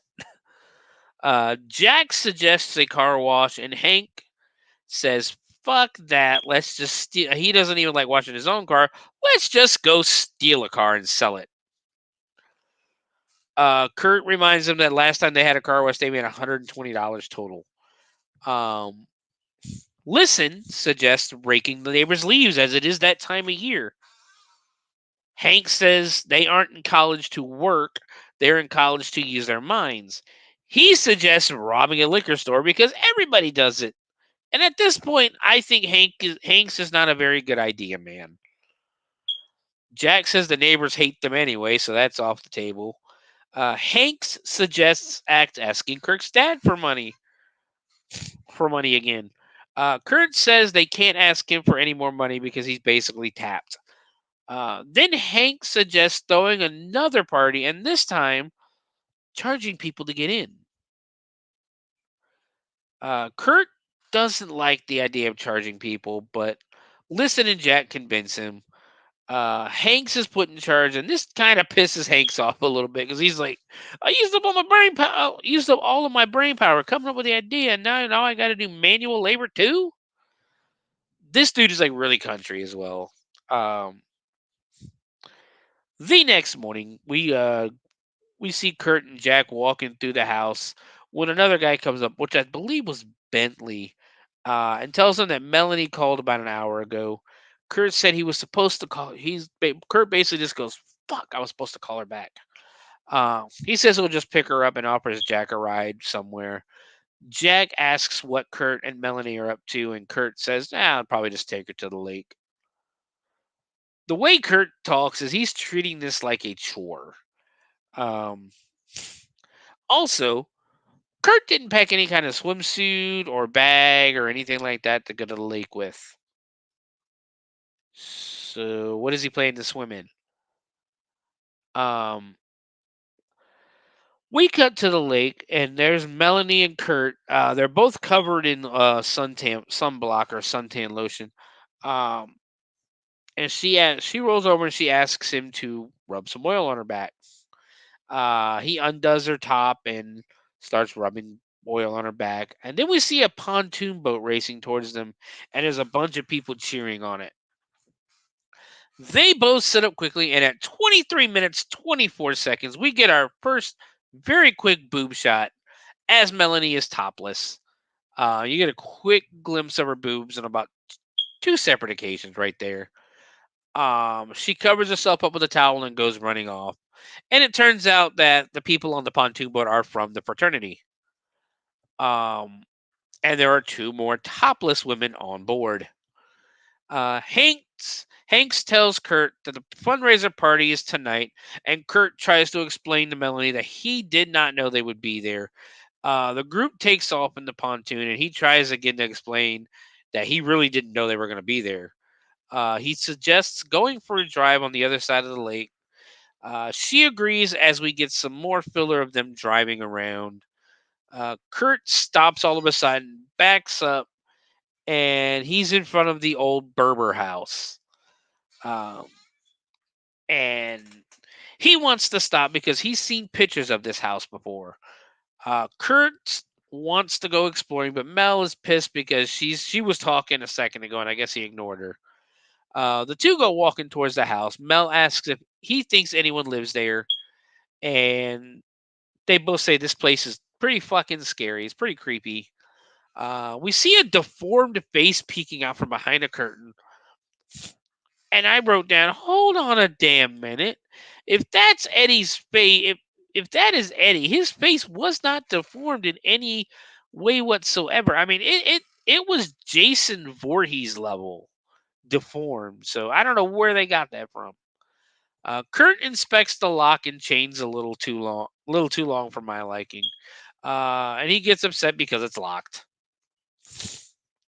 Kurt says it would make a great haunted house for a Sigma 5 fundraiser, and they go walking separate ways as Mel walks past this window, and Eddie is standing in the middle of the window, like he's 3/4 of the window as he walks by, and she walks a few more steps, and like, it wasn't even just his head; it was like half his fucking torso was in the window. But she takes 3 steps and she does those stop and like, wait a minute, and turns back around, and of course he's not in the window anymore. She opens the screen door, tries to open the actual door, and that doesn't budge. And then she ends up cutting her hand on the screen door. A hand slowly reaches in and grabs her shoulder, scaring her. And it's Kurt, and he tells her they should go have someone look at her hand. They leave, and Eddie opens the door and plays with the small amount of blood on the ground. We cut back to the fraternity and the Hellraiser fundraiser with the most 80s metal band ever, The Side, is playing. Hanks is out front telling people to come on in. Don't forget your money, and don't worry, there's plenty of beer and booze and women in here. And we stay on a shot of a large group of people they're just dancing to the music. Basically trying to establish that it's a party. It's like, you know what? We know it's a party. Hank starts hitting on the quote unquote fat chick that Bo was pointing at earlier in the movie. We learn her name is Donna, and she asks if Hank would like to walk her home later, and he enthusiastically says yes. We get more music, more dancing outside. We get some close-ups of some really good-looking women, and there's some guys drinking alcohol. As the song winds down, finally, we cut to Melanie talking to another girl outside, and she's asking Melanie what's been going on with her and Kurt. But Mel basically tells her, "Don't worry about it, we're fine." And this girl looks Melanie in the eyes and goes, "Look, we've been friends for 7 months or 7 weeks. Spill it. I know you better than anybody else. Do you? You've known her for 7 weeks." Mel complains about the fraternity again, and the new chick says that's the way it is with these guys. Melanie tells her that she loves him and just wants to spend some more time with Kurt. So 7 weeks old friend tells her to dump him and find someone else.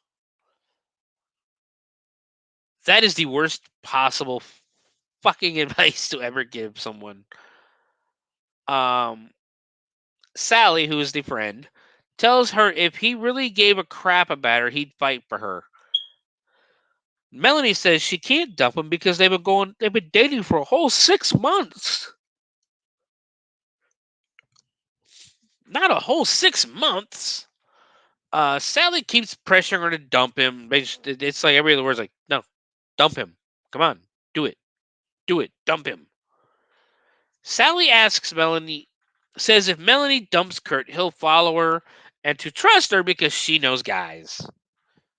She doesn't. This chick does not know guys.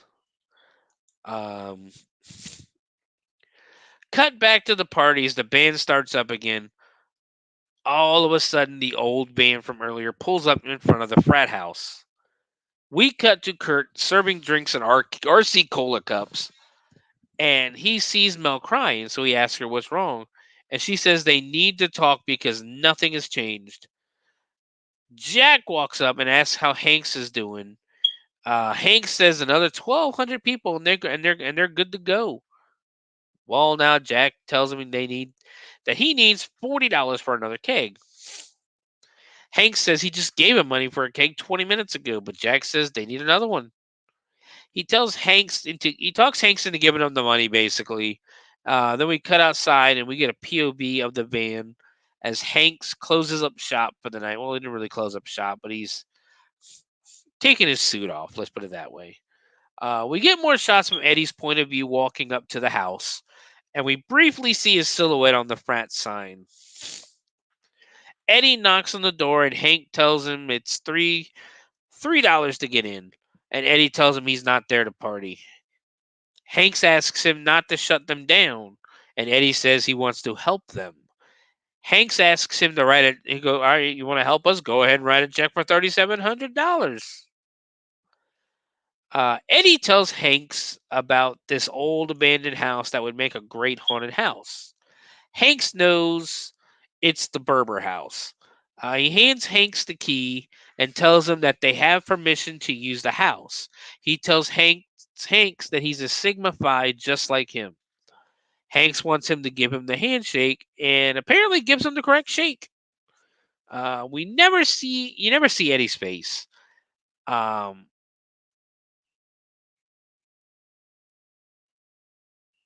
happened? There it goes.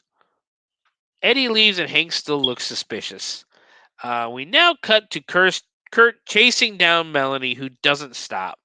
Hank tells Kurt about the weird guy at the door and tells him what he said. Kurt said it's been closed forever. How are we going to get in? Hank presents Kurt the keys to hell. Kurt asks who this guy was.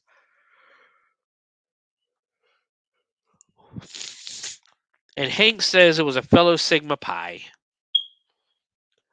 We cut to the Berber house as Kurt and company pull up the drive. Listen doesn't think they will work. Or Listen doesn't think the key will work, but the rest say Listen is full of shit. Listen asks Kurt why Mel broke up with him last night. Kurt says they haven't broken up and that Mel just wants some space, so he's giving it to her.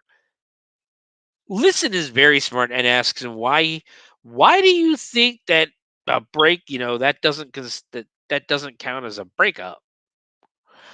We cut to Jack and Hanks trying to open the door as the key isn't working. They finally get the door unlocked, and the fucking door just drops. It doesn't open, it just fucking drops. They talk about how creepy the house is and that it would be perfect for the haunted house. We now cut to Melanie walking up to the frat house where Sally is sitting. She tells her that she dumped him last night, and Mel doesn't think it's a great idea.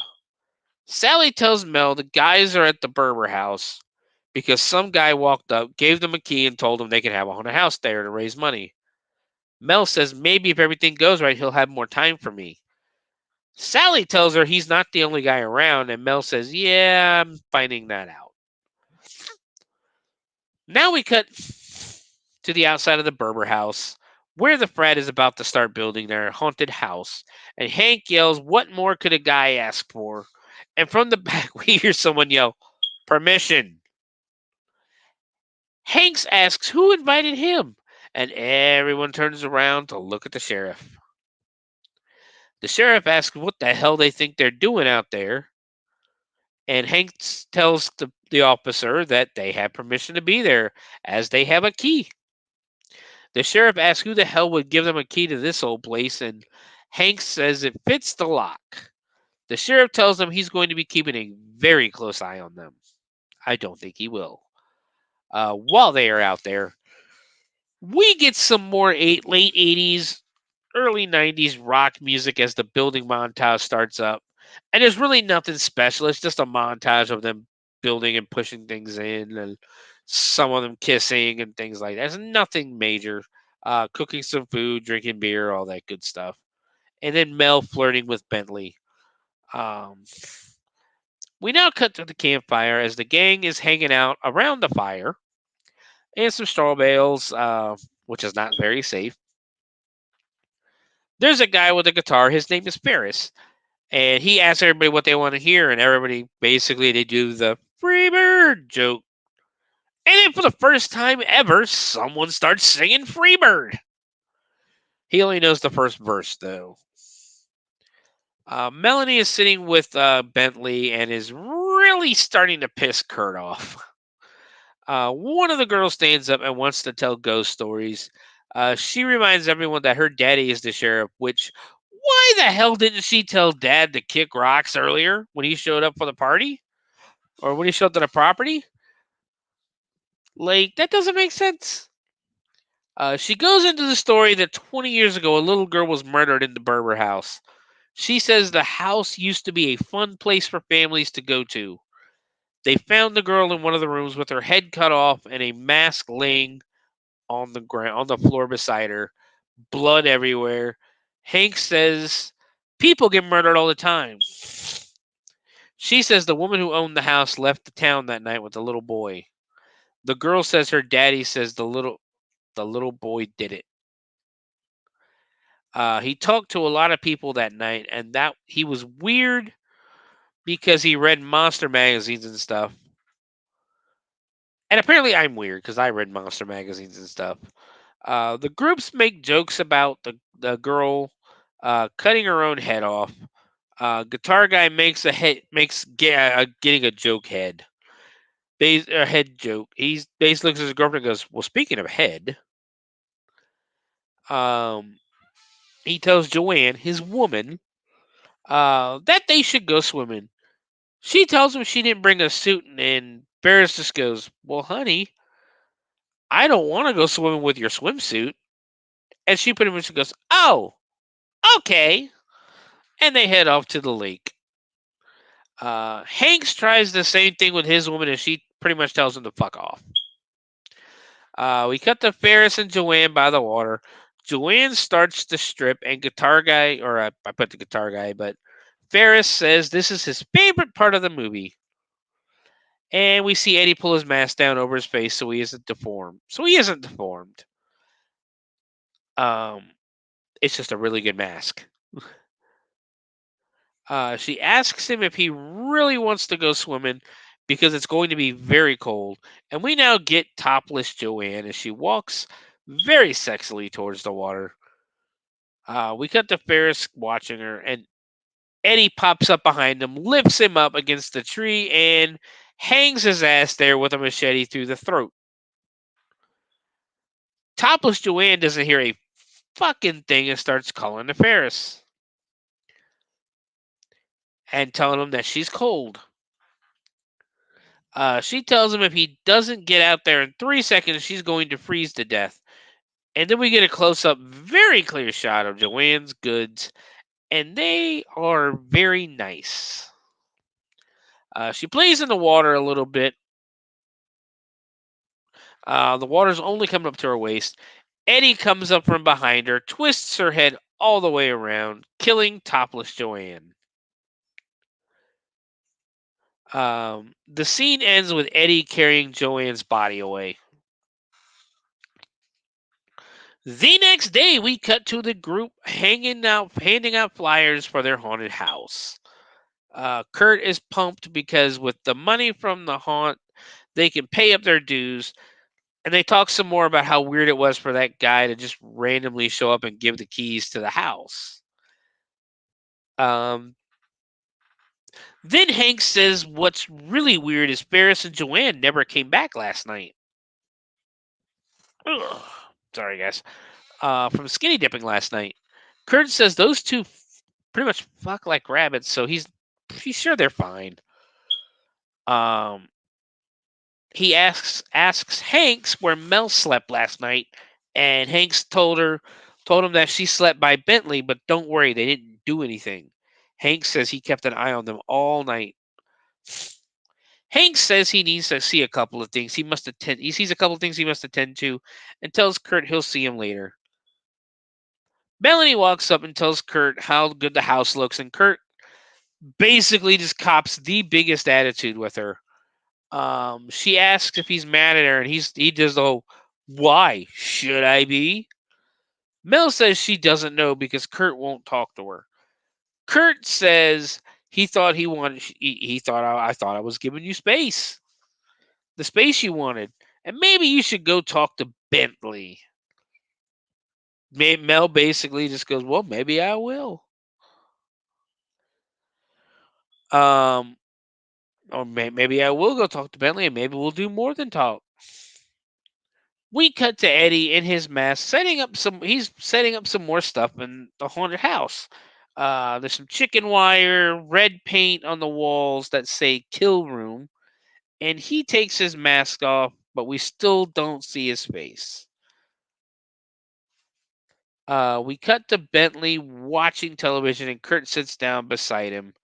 Kurt asks how things are going with him and Mel, and Bentley says he doesn't want to get into it with him. Kurt tells him he's already smack dab in the middle of it. Kurt tells him that tells him to back off and leave Melanie alone. Bentley smugly just says, well, I wasn't going to do anything with her before, but now maybe I'll just bone her. Kurt grabs him by the shirt and just tells him he isn't worth it. And I disagree. Knock that punk bitch out. Lay his ass out. It's now showtime as we cut to the entrance from the beginning of the movie. And Hanks is sitting outside this time taking people's money. We cut inside to Eddie admiring his handiwork. And then outside to Hanks again, black car pops up and he tells Hanks there's 3 of them. Hanks pulls back a blanket in the back seat, and there's 2 little girls underneath it. So there's 5. He tells the guy $25 for all 5, and really?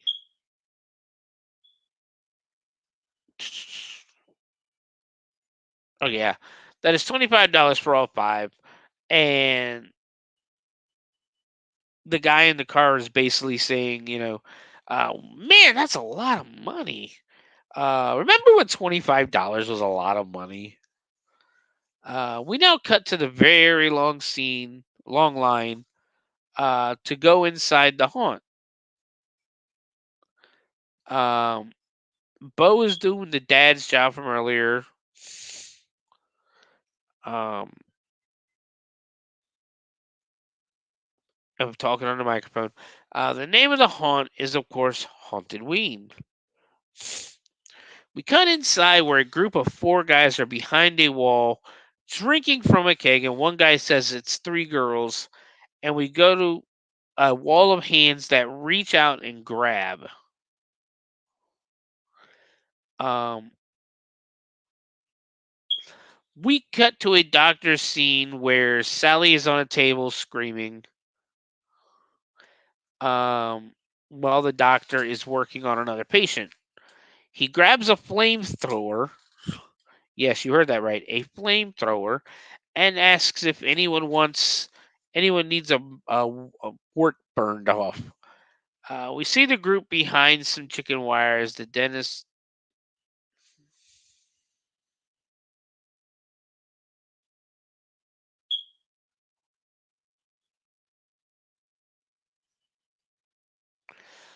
Um,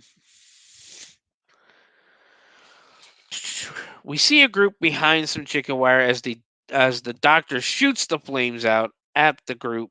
He grabs a handsaw and starts cutting up Sally, quote unquote, cutting up Sally, and pulls some mannequin legs with panties on. The group claps and leaves, and Sally has to go to the bathroom all of a sudden. We cut outside where Sally is walking alone, and I don't think she's going to be. This is going to end well for Sally. Um, Apparently, there are no bathrooms in the house as Sally pops a squat halfway off into the distance. She starts to adjust herself as Eddie appears behind her, lifts her up, and just smacks her head on a tree limb. We cut to an S&M scene in the haunt where the scene is once again behind some chicken wire, uh, and Listen is torturing a few people in the gang. One of the girls is in her lingerie, which I have to say no.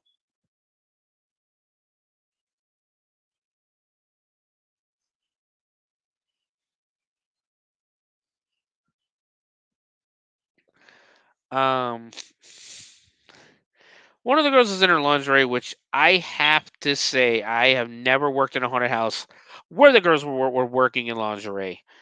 We cut outside where Listen is getting himself a beer when Eddie walks up and pumps the keg a couple of times for him. Listen thanks him and gets punched square in the face and knocked the fuck out for his troubles. We cut back inside where Mel and has an RC cola and sits beside Bentley. Uh, Bentley tells her they should ditch this place and head out back to his van. Mel agrees to go, and then after he leaves, she's asking herself, "What the fuck am I doing?" We cut back to the driveway, and Hanks is still there collecting money. Um, Inside, we hear a teenager ask how to get out of this place. And then the group keeps walking, where we see Eddie in a whole new mask. He's posing and showing off Listen and Sally. Um,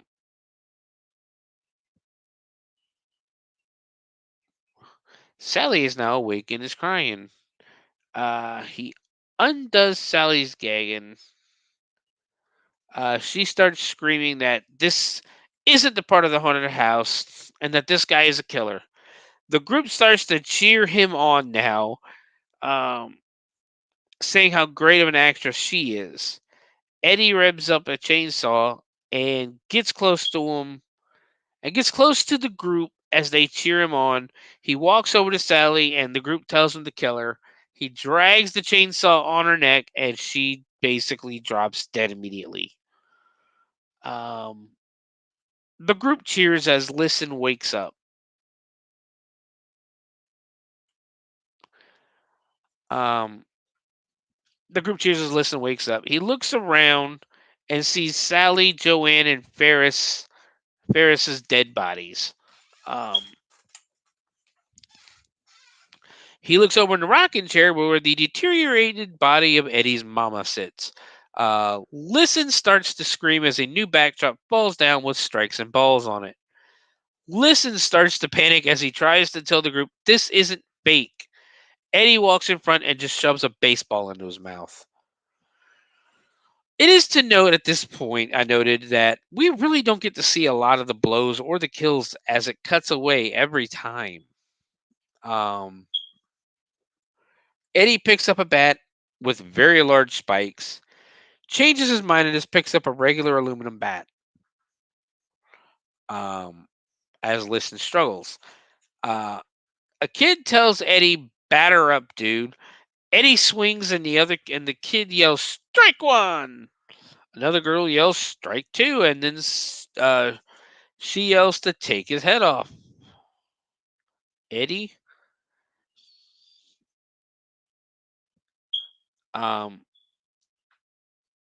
Eddie swings and knocks Listen's head clean off. We actually get to see the head go flying this time. Kurt and Jack decide to go through the haunt with another group ahead of them. The group comes out talking about how great the kill room scene was. We cut to Eddie coming out of the vent again, and then we now cut to Bentley waiting in the van for Mel. The van starts to shake violently, and Bentley gets out to check on what it is because he's white, and that's what white people do. It turns out to be the guy from earlier who looks like Pee Wee Herman, and Bentley is and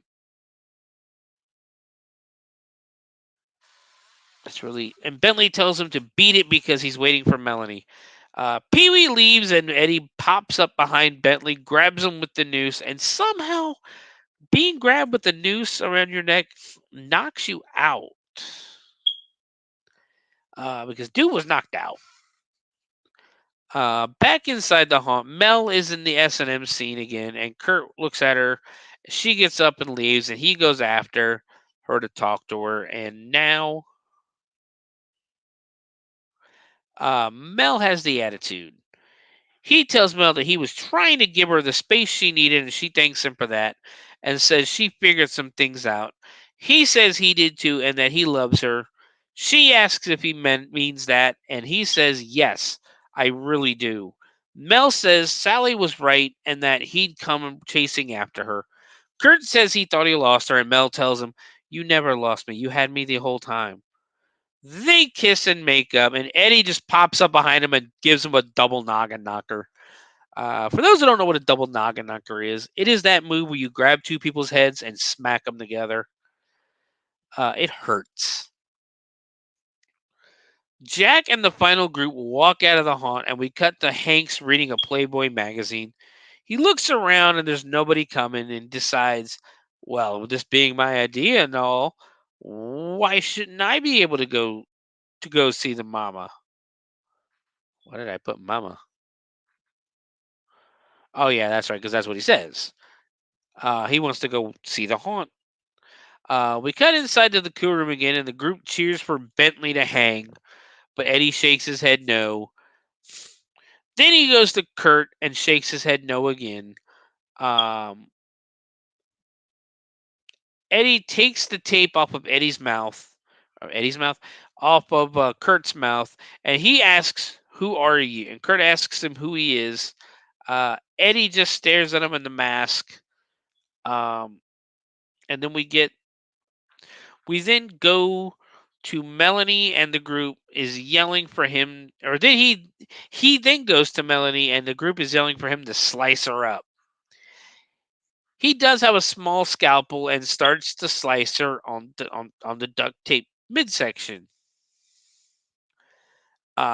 He then moves to her wrist and slices long ways down. Kurt is calling him a son of a bitch as the crowd cheers him on. He then turns on the electric chair, pretty much electrocuting Kurt. We cut to the group with Hank's in it. And they want to see what all the commotion is. We cut back to the cool room, and the crowd wants Eddie to let Bentley hang.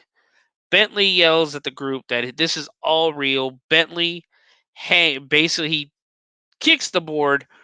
Bentley hangs there as Eddie again hits the button to electrocute Kurt.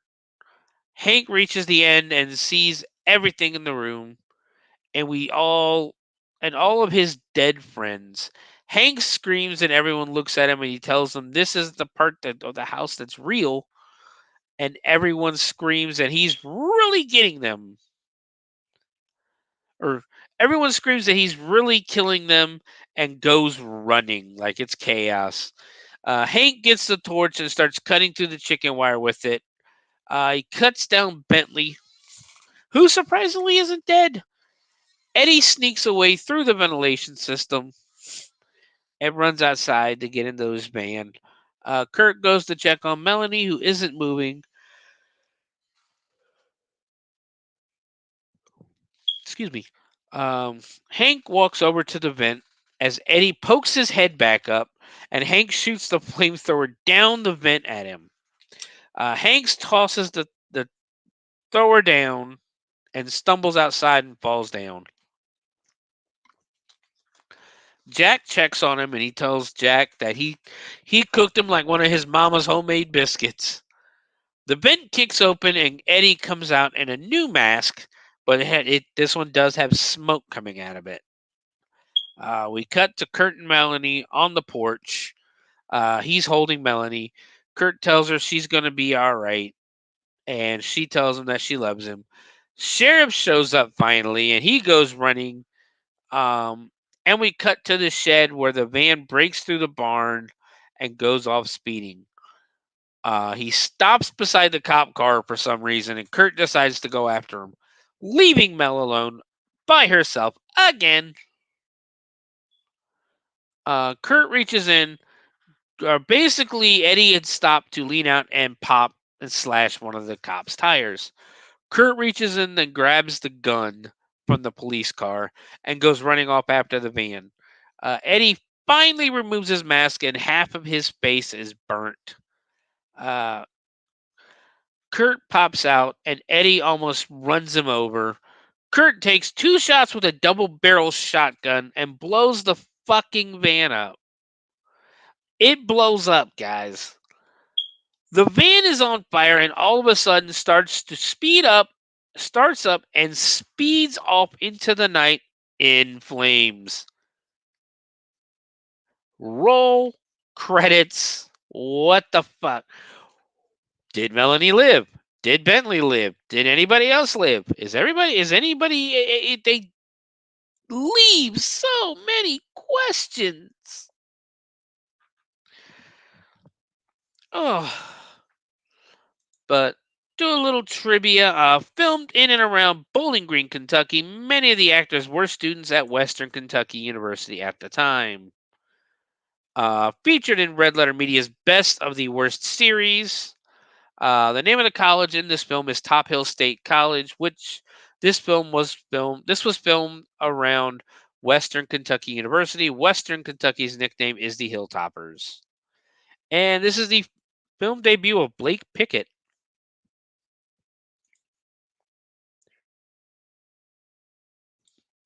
Who didn't, like I said, she didn't go on to do much. Trying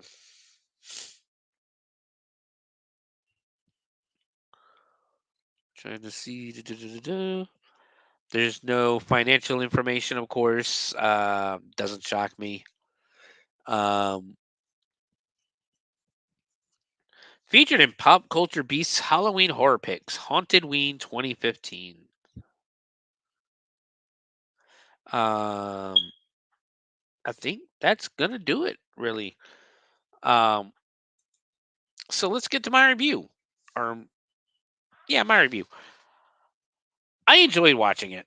It definitely had a very 80s vibe for being a 90s movie.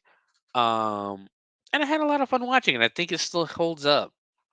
The ending kind of just was so abrupt that it kind of takes from the movie. The bad acting takes from it. I wish I would have got to see more of the kills, but it is what it is. I still had a decent time watching it. So I can give this, let's give it 3.5 stars. I suggest watching it. Give it a chance.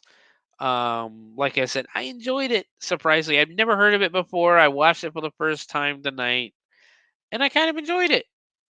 Um, so yeah, give it a shot.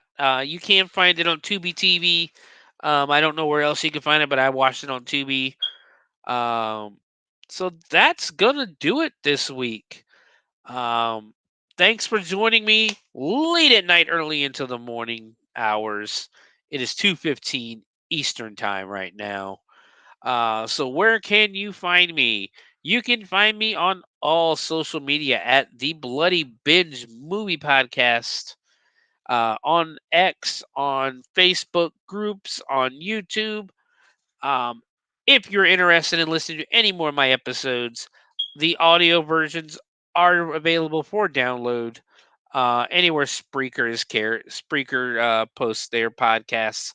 You're talking Spotify, you're talking Apple Podcasts, iHeartRadio, Amazon Podcasts, anywhere Spreaker posts their podcast. You can get the audio only version, no video, which really there isn't video until I can get myself a webcam. You can also find me at Sewer Dweller 78 on Twitch. If you have any questions for this show, or any suggestions for the show, any movie suggestions, you can email me at bloodybinge@gmail.com.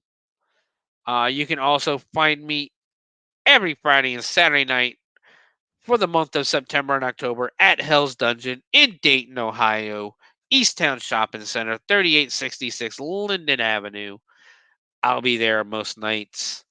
Um, and of course, you can always find me here on the Owlite Network.